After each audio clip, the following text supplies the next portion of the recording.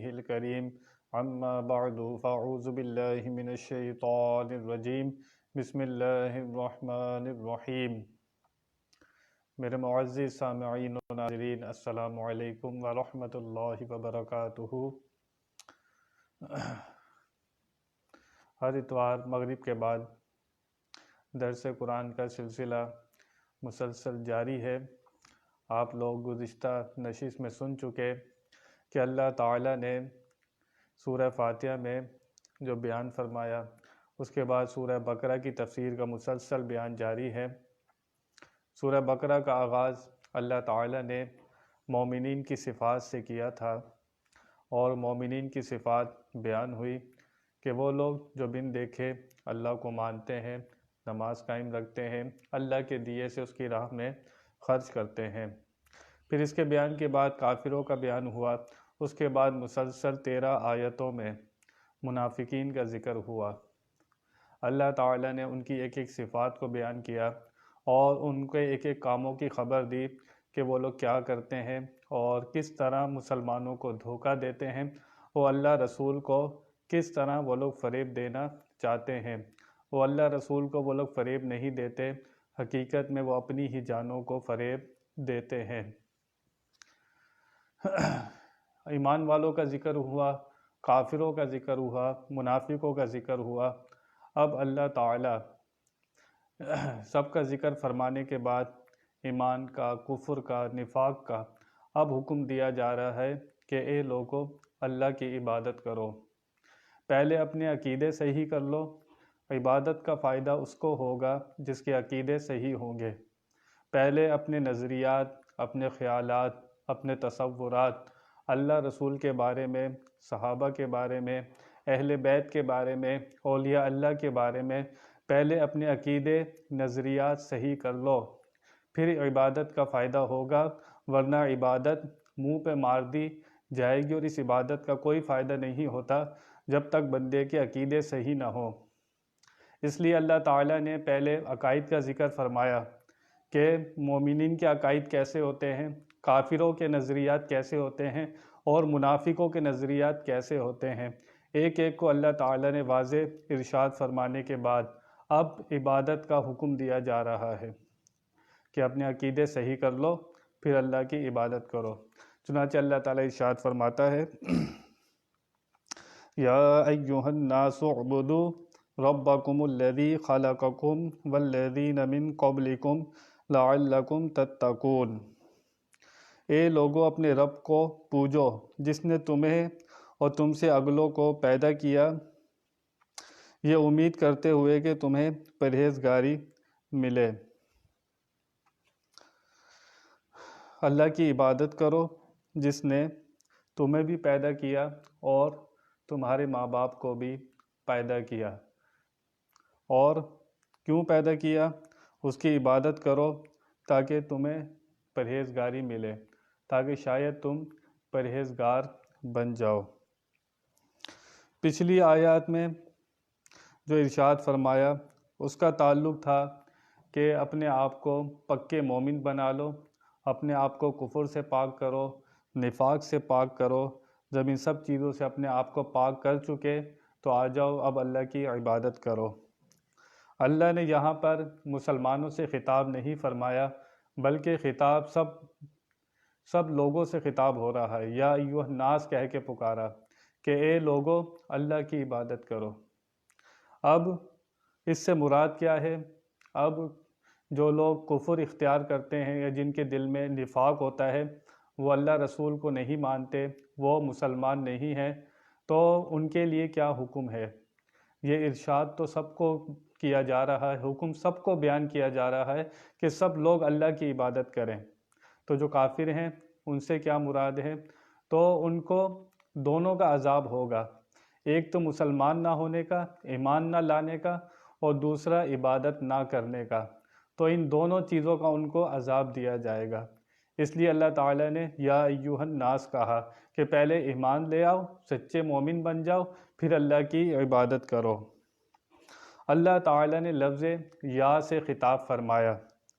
جب یا سے خطاب ہوتا ہے تو اس کے معنی ہے ایک ہے. اللہ تعالیٰ نے ایک کہہ کے پکارا، یعنی کہ غافل کو بیدار کیا جاتا ہے، ہوشیار کیا جاتا ہے۔ ہم بھی کہتے ہیں اے بھائی، کیا مطلب؟ توجہ کرو۔ اللہ بھی یہ فرما رہا ہے یا ایھا الناس، اے لوگو، تو غائب کو حاضر کرنے کے لیے خطاب کیا جا رہا ہے۔ یہ خطاب کبھی یا ایھا الناس بھی ہوتا ہے، یا ایھا الرسول بھی ہوتا ہے، اور یا ایھا المزمل بھی ہوتا ہے۔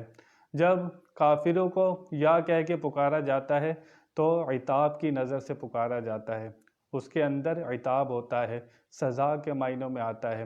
جب یا ایھا الرسول کہا جاتا ہے تو اللہ محبت سے اپنے محبوب کو پکارتا ہے، تو اس کے اندر فرق ہوتا ہے۔ ہم یا اللہ پکارتے ہیں تو عاجزی اور انکساری کے ساتھ پکارتے ہیں۔ اے ہم کو بھول جانے والوں، ہماری طرف آ جاؤ، یا کہہ کے غافلوں کو تنبیہ کیا جا رہا ہے، اے لوگو، ہمیں بھول گئے ہو، آ جاؤ، ہماری طرف آؤ اور ہماری عبادت کرو۔ اس حکم کو لگایا جا رہا ہے۔ الناس میں تمام انسانوں سے خطاب ہے، یعنی کافر، مومن، منافق، سب سے اللہ تعالیٰ یہ خطاب فرما رہا ہے۔ اور حق یہ ہے کہ قیامت تک آنے والے انسان اس خطاب میں داخل ہیں، اور یہ خطاب جو ہو رہا ہے اس ٹائم کے لوگوں کے لیے نہیں ہے، قیامت تک کے لیے جتنے لوگ آئیں گے اللہ تعالیٰ سب سے خطاب فرما رہا ہے کہ اے لوگو، اللہ کی عبادت کرو۔ پھر فرمایا اعبدو، عبادت سے بنا ہے۔ اے کافرو، عبادت کرو، یعنی ایمان لے آؤ، اور اسے منافقو، عبادت کرو یعنی مخلص بن جاؤ۔ خطاب سب کے لیے ہے۔ جب یہ خطاب ناس سے ہے، کافروں سے ہے، تو ان سے مراد کیا ہے کہ ایمان لے آؤ، مسلمان ہو جاؤ اور اللہ کی عبادت کرو۔ جب منافقین سے ناس کہہ کے پکارا جا رہا ہے تو منافقین کو کہا جا رہا ہے سچے مخلص مسلمان بن جاؤ اور اللہ کی عبادت کرو۔ اور جب بخیلوں سے کہا جا رہا ہے تو اللہ کی راہ میں خرچ کرو، زکوٰۃ دو، اور بے روزہ داروں جو روزے نہیں رکھتے ان سے بھی خطاب ہے کہ اللہ کے لیے روزے رکھو۔ پھر فرمایا ربکم، اللہ تعالیٰ نے یہاں پر رحمان نہیں فرمایا، اللہ کا ذکر نہیں فرمایا، اپنا رب ہونا یہاں پہ فرمایا کہ کس کی عبادت کرو؟ جو تمہارا رب ہے۔ رب کے معنی ہوتے ہیں پالنے والا۔ اس نے تمہیں اتنی نعمتیں دی ہیں، اتنی آسائشیں دی ہیں، اور وہ تمہیں پالنے والا ہے، تو چنانچہ جب وہ تمہارا اتنا ہمدرد ہے، تمہیں طرح طرح کے رزق دے رہا ہے، طرح طرح کی نعمتیں دے رہا ہے، تو تم بھی اس کی عبادت کرو۔ تو یہاں پر ربکم اللہ نے فرمایا کہ اس رب کی عبادت کرو۔ پھر فرمایا الذی خلقکم، جس نے تمہیں پیدا کیا، یعنی تم خدا کی، حق تعالیٰ کی ربوبیت ہی کا ذکر ہے، چونکہ پالنا پیدا کرنے کے بعد آتا ہے۔ پہلے اس نے تمہیں پیدا کیا، تو اب تمہیں پیدا کیا، جس نے تمہیں پیدا کیا، چنانچہ تم اسی کی عبادت کرو۔ پھر فرمایا والذین من قبلکم، اللہ فرما رہا ہے خالی تمہیں ہی اس نے پیدا نہیں کیا، تمہارے باپ داداؤں کو بھی تمہیں پیدا کیا ہے۔ چنانچہ تم پر دو احسان ہم نے کیے، ایک تو تمہیں پیدا کیا اور تمہارے باپ داداؤں کو بھی ہم نے ہی پیدا کیا، چنانچہ ہمارا احسان مانو اور ہماری ہی عبادت کرو۔ پھر فرمایا لعلکم، اس کے معنی ہوں گے تاکہ تم متقی بن جاؤ۔ لعل شک کے لیے آتا ہے اور رب تعالیٰ شک سے پاک ہے۔ اس کے معنی یہ ہیں کہ تم اللہ کی عبادت کرتے رہو، اللہ کی عبادت کرتے رہو، اس امید پر کہ تم اللہ کے پیارے بن جاؤ اور اللہ تمہیں پرہیزگار بنا دے اور نیکوں کا امام بنا دے۔ اس امید پر کہ اللہ تعالیٰ تمہارے دل میں تقوی کی دولت پیدا کر دے، اس لیے تم اس کی عبادت کرتے جاؤ۔ اس کی عبادت سے کبھی منہ نہیں موڑنا، عبادت کرتے جاؤ کرتے جاؤ کرتے جاؤ، یہ عبادت کرتے کرتے تم ایک دن متقیوں کے امام بن جاؤ گے۔ اس امید پر اللہ نے فرمایا لعلکم، تاکہ تم اس امید پر عبادت کرو کہ تم تقوی کے معیار پر آ جاؤ اور تمہیں تقوی کی دولت مل جائے۔ پھر فرمایا الذی جعل، پھر فرمایا جا رہا ہے کہ اسی نے تمہیں بنایا۔ پہلے فرمایا گیا الذی خلقکم، جس نے تمہیں پیدا کیا، والذین من قبلکم، تمہارے باپ داداؤں کو پیدا کیا۔ اب یہ چھپا ہوا تھا، یہ مخفی تھا کہ تمہیں بھی پیدا کیا، تمہیں باپ داداؤں کو بھی پیدا کیا۔ اب ظاہری علامات بتائی جا رہی ہیں کہ الذی جعل لکم الارض، کہ جس نے تمہارے لیے طرح طرح کے رزق پیدا کیے، طرح طرح سے رزق اتارے، وہ جس نے تمہارے لیے زمین کو بچھونا اور آسمان کو عمارت بنایا۔ اب بیان کیا جا رہا ہے کیونکہ سب کچھ اللہ تعالیٰ نے بندے کے لیے بنایا۔ اصل مقصود جو تھا وہ انسان تھا۔ اللہ تعالیٰ نے زمین بنائی، فرش کا شامیانہ لگایا تو انسان کے لیے، طرح طرح کی اللہ تعالیٰ نے نعمتیں بنائی، کس کے لیے؟ انسان کے لیے۔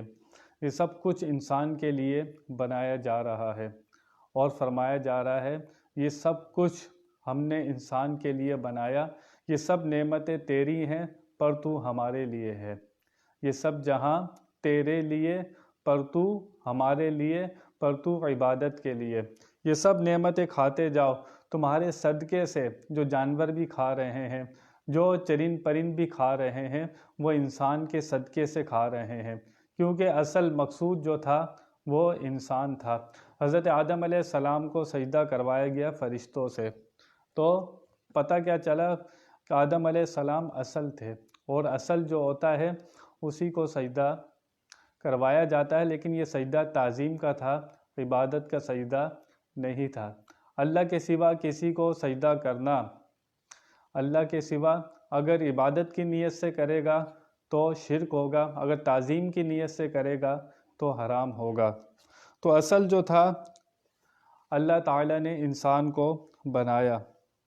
پھر فرمایا انزل من السماء ماء، اس میں بتایا جا رہا ہے کہ تمہارے مکان کی چھتیں صرف سائے دینے اور بارش سے بچنے کا کام دیتی ہیں، لیکن آسمان ایسی انوکھی چھت ہے کہ جس سے تمہارا رزق بھی آتا ہے۔ فَأَخْرَجَ بِهِ، میں یہ بتایا گیا کہ پھلوں کے پیدا کرنے والے ہم ہی ہیں۔ بارش تو صرف اس کا ظاہری سبب ہے، اس سے مقصود یہ ہے کہ تم اپنی حقیقت معلوم کر لو، کیونکہ زمین مثل ماں کے ہے اور آسمان مثل والد کے، اور پانی کے قطرے نطفے کی طرح، اور پھل وغیرہ اولاد کی طرح، گویا تمہارے ان چیزوں کے پیدا کرنے کا ایک ہی طریقہ ہے۔ بارش ہوتی ہے تو جب زمین سے طرح طرح کی نعمتیں نکلتی ہیں، تو زمین مثل ماں کے ہے اور آسمان سے پانی آتا ہے، آسمان مثل والد کے ہے۔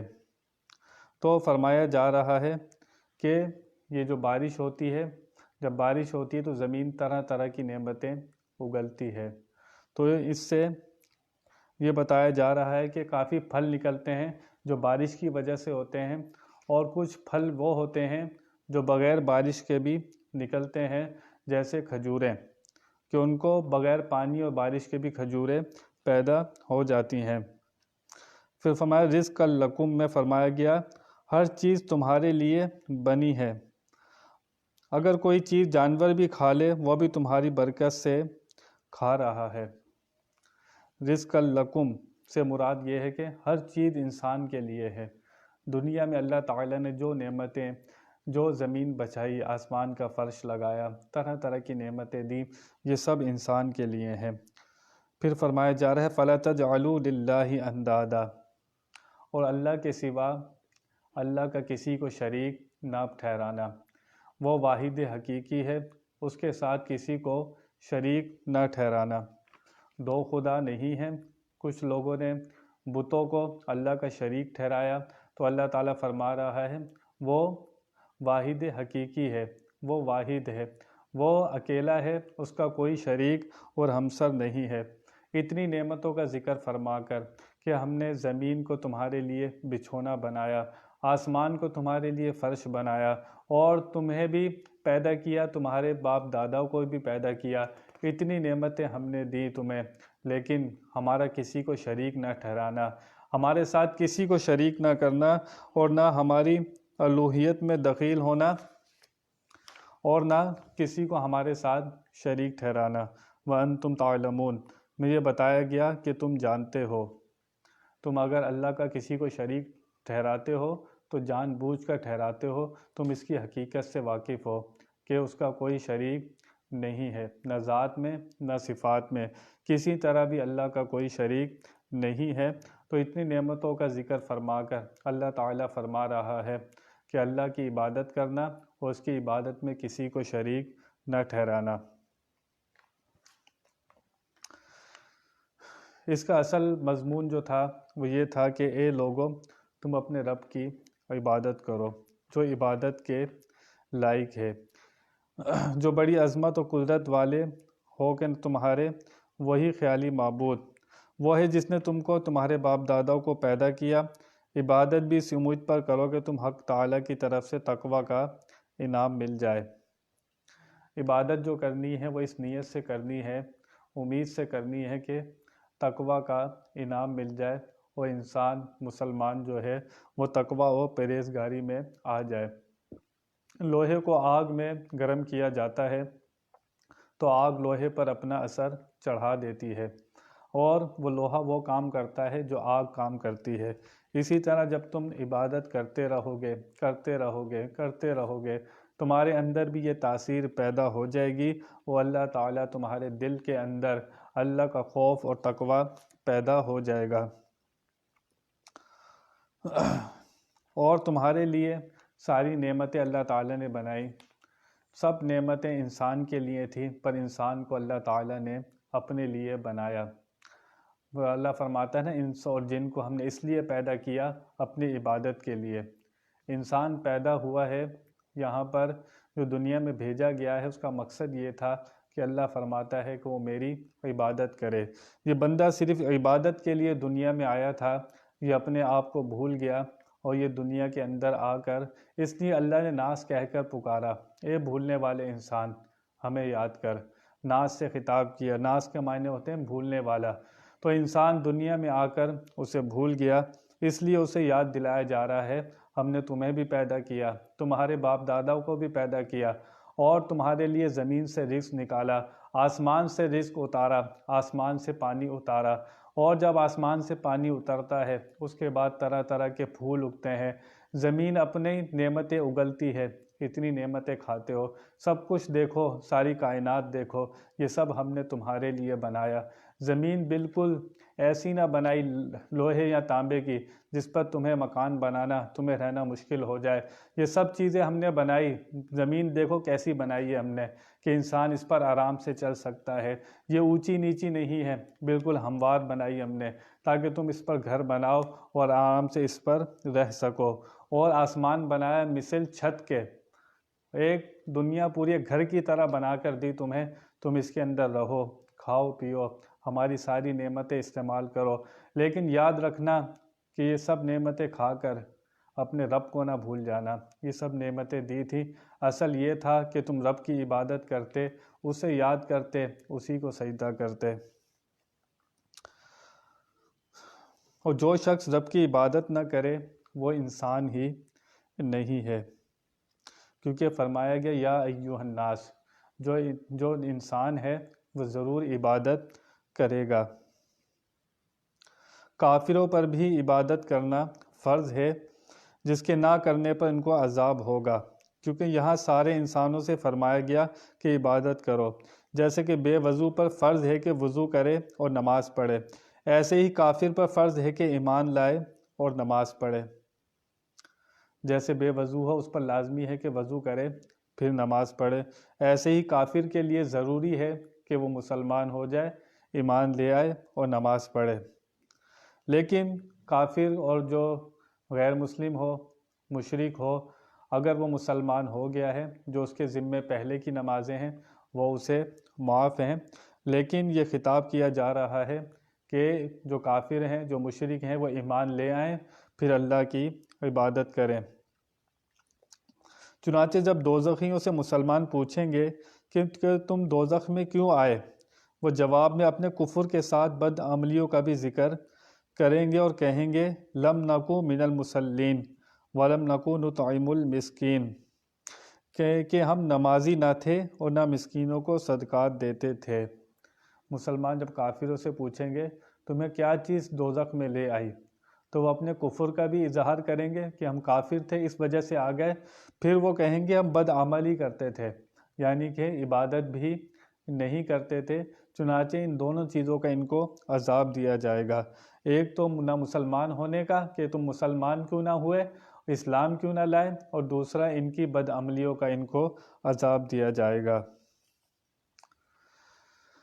چونکہ عبادت میں تکلیف بھی ہوتی ہے، مشقت بھی بندے کو اٹھانی پڑتی ہے۔ آج کل تو ویسے ہی سردیوں کی راتیں ہیں، سردیوں کے دن ہیں، سردی ہوتی ہے تو مشقت کی وجہ سے بندے کو سردیوں میں اٹھ کر فجر کی نماز پڑھنا، عشاء کی نماز پڑھنا، ٹھنڈے پانی سے یا گرم پانی سے وضو کرنا، مشقت اٹھانی پڑتی ہے۔ اس لیے اللہ تعالیٰ نے رب کہہ کر یاد فرمایا کہ اپنے رب کی عبادت کرو۔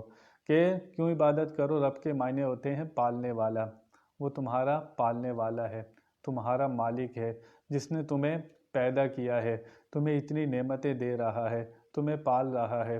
آپ دنیا میں بھی دیکھیں، آپ کہیں نوکری کرتے ہیں، کسی کے ملازم ہوتے ہیں تو وہ آپ کو تنخواہ دیتا ہے، یا گورنمنٹ آپ کو تنخواہ دیتی ہے تو آپ اس کے صلے میں کام بھی کرتے ہیں۔ جو آپ کی ٹائمنگ ہوتی ہے وہ آپ کو پوری ٹائمنگ دینی پڑتی ہے۔ 1 گھنٹہ بھی کم کام کریں تو وہ آپ کے حصے سے آپ کی تنخواہ کاٹ لیتے ہیں۔ تو جب دنیا میں آپ اپنے مالک کی، باس کی اتنی مانتے ہیں جو آپ کو تنخواہ دیتا ہے، اللہ تعالیٰ نے تو سر سے لے کر پاؤں تک پورا جسم دیا، آنکھیں دی، کیا کیا چیزیں دی، کسی کے ہاتھ نہ ہو تو اس سے پوچھو کتنے اللہ تعالیٰ نے کسی کو کیسا بنایا، آنکھیں دی، ناک دی، زبان دی، بولنے کی طاقت دی، کان دیے سننے کے لیے، اتنی چیزیں اللہ نے دی، پھر بندہ اس کی عبادت نہ کرے۔ 5 نمازوں میں اگر بندہ دن بھر میں ٹائم نکالے تو 1 گھنٹہ لگتا ہے۔ 1 گھنٹہ تمہارے لیے اوپر اللہ تعالیٰ نے فرض کر دیا کہ آ جاؤ 24 گھنٹے کے اندر سے 1 گھنٹہ تو میری عبادت کر لو۔ ہم نے سر سے پاؤں تک تمہیں جسم دیا، آؤ اس کا حق تو ادا کر دو۔ اللہ تعالیٰ دنیا میں بھی انسان دیکھ لیں چند پیسوں کے لیے کتنی محنت کرتا ہے، ذلیل بھی ہوتا ہے، کسی کی باتیں بھی سنتا ہے، پر وہاں سے نوکری بھی نہیں چھوڑتا، لگا رہتا ہے اور مسلسل محنت کرتا ہے، ٹائم سے جاتا ہے، ٹائم سے آتا ہے، لیکن جہاں جانا ہے آگے کی کوئی تیاری نہیں ہے۔ بندہ جس مقصد کے لیے آیا تھا وہ اپنا مقصد بھول گیا، اور ناس سے خطاب کیا، یا ایھا الناس، اے بھولنے والو انسانوں، تم دنیا میں آ کر ہمیں بھول گئے مگر ہم تمہیں نہ بھولے۔ آؤ اب بھی وقت ہے، اپنے اس رب کو پوجو جس نے ہر وقت تمہارا خیال رکھا۔ اپنی بندگی کو یہاں تک ظاہر کرو کہ فنا فی اللہ ہو کر ما سوی اللہ سے علیحدہ ہو جاؤ، اللہ کے سوا سب سے علیحدہ ہو جاؤ، صرف دل میں اللہ کا خیال رکھو، جس سے تم کو متقی کا خطاب مل جائے گا۔ وہ اللہ وہ ہے جس نے تمہارے قلب کو زمین بنایا۔ انسان کا دل بھی ایک زمین کی طرح ہے، اور اپنے محبوب محمد صلی اللہ علیہ وسلم کو آسمان کی طرح سایہ دینے والا مقرر کیا۔ آسمان نبوت سے تمہارے قلب کی زمین پر قرآن کا پانی برسایا، حضور بھی بھیج دیے، قرآن بھی بھیج دیا، اس دل کو منور کیا ہے قرآن کے نور سے۔ حضور اکرم صلی اللہ تعالی علیہ وسلم کو بھی بھیجا، وہ مثل آسمان کے سایہ دینے والے ہیں، جس سے ہدایت اور تقوی اور نور اور رحمت اور شفا اور برکت، نیک بختی، نجات، قرب الہی، صلح اور کامیابی، حکمت اور علم اور ادب، اخلاق اور عزت اور غنا کے پھل پیدا ہوئے، لہذا ان دلوں سے ما سوی اللہ کی محبت نکال لو۔ حضور نے آ کر مسلمانوں کے دل میں، ایمان والوں کے دل میں کیسے کیسے پھول لگائے، تقوی کے پھول لگائے، نور کے پھول لگائے، رحمت کے پھول لگائے، شفا کے پھول لگائے، تمہیں نجات بخشی۔ حضور کے تشریف لانے سے پہلے آپ وہاں کا عرب والوں کا حال دیکھیں، کیا حال تھا ان کا، چھوٹی چھوٹی بچیوں کو زندہ ہوتے ہی دبا دیتے تھے۔ اللہ تعالیٰ نے اس معاشرے میں اپنے محبوب کو بھیجا، اپنا قرآن بھیجا، اس کی نور سے دو نور بھیجے، اللہ کا قرآن بھی نور، حضور بھی نور۔ یہ جب نور آئے تو مسلمانوں کے دل میں کیسے کیسے تقوی بھی پیدا ہوا، ان کے دل میں رحمت بھی پیدا ہوئی، اللہ کا خوف بھی پیدا ہوا، اور ان کے لیے جنت کی بشارت بھی ہوئی۔ تو اخلاق، کیسا عظیم اخلاق پیدا کیا مسلمانوں کے اندر۔ حضور کے تشریف لانے سے پہلے مسلمانوں و کافروں کا حال دیکھیں آپ، کیا حال تھا، ان کا اخلاق کیا تھا، بالکل ہر چیز ان کی تباہ و برباد ہو چکی تھی۔ تو اللہ نے قرآن بھی بھیجا، اپنا محبوب بھی بھیجا، تاکہ تمہارے دل کی زمین کو آباد کریں، اس میں اسلام کا پودا لگے، اسلام کا نور آئے اس کے اندر، وہ اپنے دلوں کو صرف رب کی تجلی گاہ بناؤ۔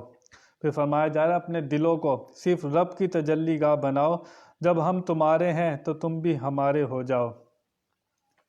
جس طرح ساری زمین کو آسمان نے گھیرا ہوا ہے، اسی طرح نور نبوت سے حضور صلی اللہ تعالی علیہ وسلم نے تمام مسلمانوں کے لیے آپ رحمت ہیں۔ آپ کی رحمت نے سارے جہاں کو گھیرا ہوا ہے، آپ کی رحمت مسلمانوں پر ہمیشہ برستی ہے اور برستی رہے گی۔ اس لیے فرمایا جا رہا ہے کہ قرآن بھی نور ہے، حضور بھی نور ہے۔ تو اللہ تعالیٰ نے ہدایت کا انتظام کیا ہے، کتابی شکل میں قرآن بھیج دیا، عملی طور پر حضور اکرم صلی اللہ تعالیٰ علیہ وسلم نے اس پر عمل کر کے دکھا دیا۔ اے مسلمانوں، اے ایمان والو، آ جاؤ اپنی رب کی عبادت کرو، جس نے تمہیں پیدا کیا، تمہارے باپ دادا کو بھی پیدا کیا، آسمان سے پانی اتارا، زمین سے طرح طرح کی نعمتیں بنائی، آسمان کا فرش لگایا، زمین کا بچھونا بچھایا، تمہارے لیے رہنے کے اور کھانے کے طرح طرح کی چیزیں تمہیں دی۔ یہ ساری کائنات تمہارے لیے بنائی تھی، پر ساری کائنات تمہارے لیے تھی، پر تم کس کے لیے تھے؟ تم بھول گئے، تم رب کے لیے تھے، تم اپنا مقصد بھول گئے۔ اللہ فرماتا ہے تم اپنا مقصد بھول گئے۔ ہم نے انسان اور جن کو اس لیے پیدا کیا تھا، صرف اپنی عبادت کے لیے پیدا کیا تھا، پر یہ ہماری عبادت سے ہی منہ موڑ گیا۔ تو اس لیے اللہ فرما رہا ہے اے بھولنے والے انسان، آجا اپنے کریم رب کی طرف، وہ رب تیرا بہت کریم ہے، آجا ہماری بارگاہ میں سچی توبہ کر لے، تجھے سارے گناہ بخش دیں گے، بلکہ نیکیوں سے بدل دیں گے۔ جتنے آسمان کے برابر یا سمندر کی جھاگ کے برابر بھی گناہ ہوں گے، آجا ہماری بارگاہ میں توبہ کر لے، سب تیری نیکیوں سے بدل دیں گے۔ ہم تو اتنے کریم ہیں، ہم تو اتنے ہم سائل با کرم ہیں، کوئی مائل ہی نہیں، راہ دکھلائیں کسے، کوئی راہ روے منزل ہی نہیں۔ حضرت شبلی رحمۃ اللہ علیہ نے ایک دن حساب و کتاب کا واعظ فرمایا، جس سے کہ لوگ چیخے مار کر رونے لگے۔ اس حال میں حضرت ابو الحسن نوری وہاں سے گزرے اور فرمایا کہ اے شبلی، اللہ کے بندوں کو اتنا پریشان کرتا ہے، قیامت کا حساب بہت دراز ہوگا، لیکن صرف یہ دو باتیں قیامت کے دن ہوں گی، جس کا لب و لباب ہے، من ترا بودم تو کرا بودی، یعنی اے بندو، ہم تو تمہارے لیے تھے، تم کس کے تھے۔ قیامت کا حساب کتاب بہت لمبا ہوگا، طرح طرح کے سوال ہوں گے، ایک ایک چیز کا، ایک ایک ذرے کا بھی حساب دینا پڑے گا۔ جو دل میں سوچے خیالات آ رہی ہیں اس پر بھی پکڑ ہو سکتی ہے، لیکن اللہ دو باتوں سے لازمی پوچھے گا کہ ہم تو تمہارے لیے تھے، پر تم کس کے لیے تھے؟ تم نے دنیا میں جا کر کیا کیا؟ مال سے محبت کی، اولاد سے محبت کی، بیوی بچوں سے محبت کی، شادی کی ہے، روزی کمائی، رات دن دنیا میں غرق رہے۔ ہم تو تمہارے لیے تھے، پر تم کس کے لیے تھے؟ تم دنیا میں جا کر ہمیں بھول گئے، ہم سے وعدہ کر کے دنیا میں آئے تھے، یا اللہ دنیا میں جا رہے ہیں، تیری ہی عبادت کریں گے، وہاں وعدہ کر کے آئے تھے، یہاں پر آ کر دنیا رنگین دیکھی، دنیا بڑی دل کھینچنے والی دیکھی، اس کے اندر گم ہو گئے، رب کو بھول گئے۔ تو دنیا سے نظر ہٹائیے۔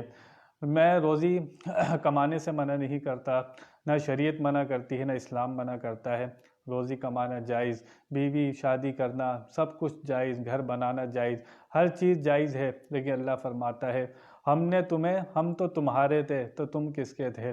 محبت کرنی تھی تو ہم سے کرنی تھی، ہمارے رسول سے کرنی تھی، تم نے ہماری محبت کا دم نہیں بھرا، تم ہماری محبت سے پیچھے ہٹ گئے، کسی اور کو بسا لیا۔ یہ دل تو ہم نے دیا تھا کہ تم اس دل سے ہماری طرف رجوع کرتے، دل ہماری طرف لگاتے، پر تم نے دل مخلوق کی طرف لگا دیا، دنیا کی ایسی چیزوں کی طرف لگایا جو ختم ہو جائیں گی۔ ہم تو تمہارے تھے، تم کس کے تھے؟ اس کا سوال ہوگا اور اس سوال کا جواب دینا ہوگا۔ ہم نے ہر قدم پہ تمہاری مدد کی، تمہاری دستگیری کی، ہم نے ہی تمہیں جسم دیا تھا، ہم نے ہی تمہیں دنیا میں بھیجا تھا، نہ تم اپنی مرضی سے دنیا میں گئے تھے، نہ اپنی مرضی سے واپس آئے ہو۔ تمہارا اس دنیا میں کیا تھا؟ نہ تم اپنی مرضی کے لیے گئے تھے، پر دنیا میں تم اپنی مرضی چلانے لگ گئے۔ تمہارا دنیا میں کچھ بھی نہیں تھا، صرف تمہیں عبادت کے لیے بھیجا تھا۔ تو خلاصہ تفسیر اللہ فرماتا ہے کہ اے لوگو، اللہ کی عبادت کرو جس نے تمہیں پیدا کیا، تمہارے باپ داداؤں کو بھی پیدا کیا، تمہارے لیے آسمان سے پانی اتارا، طرح طرح کی نعمتیں اتاری، زمین سے طرح طرح کی نعمتیں، پھل اگ رہے ہیں، سبزیاں اگ رہی ہیں، پھل اگ رہے ہیں، طرح طرح کی نعمتیں نکل رہی ہیں زمین سے، یہ سب تمہارے لیے تھے، یہ پوری کائنات تمہارے لیے تھی، پر تم ہمارے لیے تھے، پر تم ہمیں ہی بھول گئے۔ ہم نے اتنی زبردست دنیا بنا، جاؤ اس دنیا کے اندر، امتحان کے طور پر بھیجا تھا تمہیں، یہ امتحان تھا تمہارا، تم کمرہ امتحان میں گئے، پر تم سب کچھ بتا دیا گیا، دنیا میں بھول گئے۔ اللہ نے قرآن بھی بھیج دیا، اپنے حبیب بھی بھیج دیے، اور طرح طرح سے کائنات کے اندر غور کرو، آسمان کو دیکھو، چاند سورج کو دیکھو، طرح طرح کی اللہ کی نشانیاں دیکھو، ان سب کو دیکھ کر اپنے رب کو یاد کرو اور کہو سبحان ربی الاعلیٰ۔ تو خلاصہ تفسیر یہی ہوئے، اللہ فرماتا ہے اے لوگو، اللہ کی عبادت کر لو۔ آج اللہ کی عبادت کرو گے، 24 گھنٹے کے اندر سے صرف 5 نمازیں فرض کر دی، آ جاؤ 5 نمازیں تو پڑھ لو، آ جاؤ سجدہ تو کر لو۔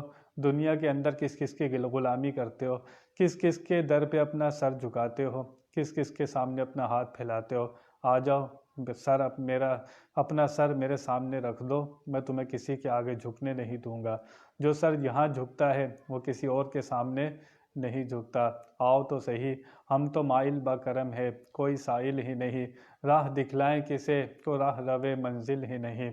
آ جاؤ، آواز لگ رہی ہے، آ جاؤ، آواز لگ رہی ہے، توبہ کا دروازہ کھلا ہوا ہے، جب تک سانس تیرے سینے میں اٹک نہ جائے وہ دروازہ کھلا ہے۔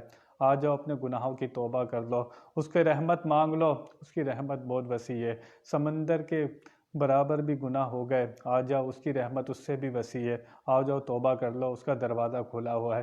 پھر یہ نہ کہنا کسی نے بتایا نہیں تھا، کسی نے سمجھایا نہیں تھا، اللہ نے قرآن بھی بھیج دیا، نبی بھی بھیج دیے، ایک ایک بات کھول کر واضح بتا دی، قیامت کے سوال جواب سب بتا دیے، جواب بھی بتا دیے، سوال بھی بتا دیے، اب اس کی تیاری کرنا تیرا کام تھا۔